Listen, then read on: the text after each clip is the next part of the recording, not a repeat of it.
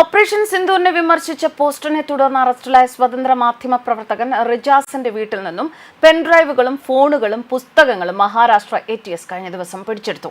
റിജാസിനെ നേരത്തെ Nagpur police arrest ചെയ്തിരുന്നു. റിജാസിനെതിരെയുള്ള കൊച്ചിയിലെ കേസിന്റെ വിശദാംശങ്ങളും മഹാരാഷ്ട്ര പോലീസ് ശേഖരിച്ചു എന്നാണ് വിവരങ്ങൾ. കൊച്ചി ഇടപ്പള്ളി സ്വദേശി റിജാസ് ഷിബ സദീഖിനെയാണ് സർക്കാരിനെതിരെ യുദ്ധം ചെയ്യൽ, കലാപ ആഹ്വാനം എന്നിവ അടക്കമുള്ള കുറ്റങ്ങൾ ആരോപിച്ച് നാഗ്പൂർ പോലീസ് ഹോട്ടലിൽ നിന്ന് പിടികൂടിയത്. പിന്നാലെ റിജാസിന്റെ സുഹൃത്ത് നാഗ്പൂർ നിവാസിയായ ഇഷ കുമാരിയും അറസ്റ്റ് ചെയ്തു. CPI മാവോയിസ്റ്റ് സംഘടനയുമായി റിജാസ് ബന്ധം പുലർത്തിയെന്ന ആരോപണവും FIRലുണ്ട്. കേരളത്തിലും റിജാസിനെതിരെ കേസുണ്ട്. കൊച്ചിയിൽ നടന്ന കശ്മീരി ആകുന്നത് കുറ്റകരമല്ല എന്ന പരിപാടിയിൽ പങ്കെടുത്തതിന് റിജാസിനെതിരെ ഏതാനും ദിവസം മുൻപ് കേസെടുത്തിരുന്നു. പൂനെയിൽ പഠിക്കുന്ന നാഗ്പൂരിൽ നിന്നുള്ള വിദ്യാർത്ഥിനിയായ ഇഷ കുമാരിക്കൊപ്പം ലഗ്ദഗഞ്ച് പ്രദേശത്തെ ഒരു ഹോട്ടലിൽ താമസിക്കുകയായിരുന്നു റിജാസ് എന്നാണ് വിവരങ്ങൾ.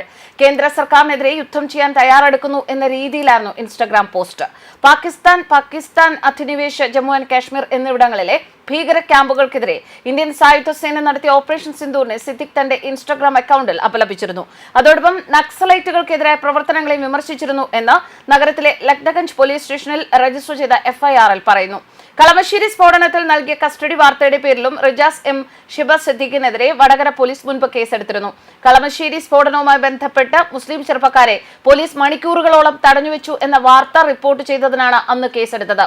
അന്ന് കലാപാഹ്വാനത്തിനുള്ള IPC 153 കുറ്റം ചുമത്തിയാണ് കേസെടുത്തത്. പാനായിക്കുളം സിമി ക്യാമ്പ് കേസിൽ കോടതി വെറുതെ വിട്ട നിസാമിനെയാണ് കളമശ്ശേരി സ്ഫോടനത്തെ തുടർന്ന് പോലീസ് തടഞ്ഞുവെച്ചത് എന്നായിരുന്നു വാർത്ത. സംഭവത്തെ തുടർന്ന് തണ്ടർബോൾട്ടിന്റെ അകമ്പടിയോടെ സായുധ പോലീസ് സംഘം എത്തിയാണ് നിസാമിനെ കൊണ്ടുപോരുന്നത്. മാർട്ടിൻ കുറ്റം സമ്മതിച്ചിട്ടും ഏറെ കഴിഞ്ഞ ശേഷമാണ് സ്വന്തം ജാമ്യത്തിൽ വിട്ടയച്ചത്. മാർട്ടിൻ കുറ്റം ഏറ്റെടുത്തില്ലായിരുന്നു എങ്കിൽ അതിൽ പ്രതി ചേർക്കപ്പെടുമായിരുന്നുവെന്നും നിസാം പറഞ്ഞു.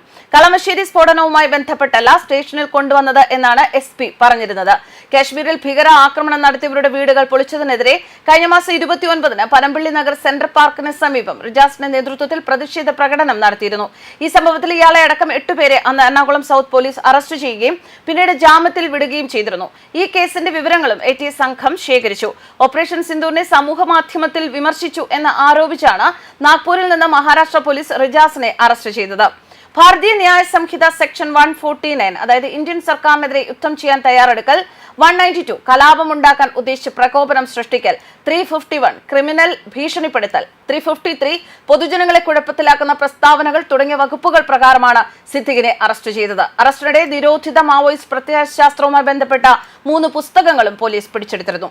എളമക്കര കീർത്തിനഗറിലെ വീട്ടിലാണ് മഹാരാഷ്ട്ര ATSനൊപ്പം നാഗ്പൂർ പോലീസും IB ഉദ്യോഗസ്ഥരും കേരള പോലീസും ഞായറാഴ്ച രാത്രിയോടെ പരിശോധനയ്ക്ക് എത്തിയത്. റിജാസിന്റെ മാതാവ്, പിതാവ്, സഹോദരൻ എന്നിവരിൽ നിന്നും സംഘം മൊഴിയെടുത്തു. News desk കർമാനൂസ്.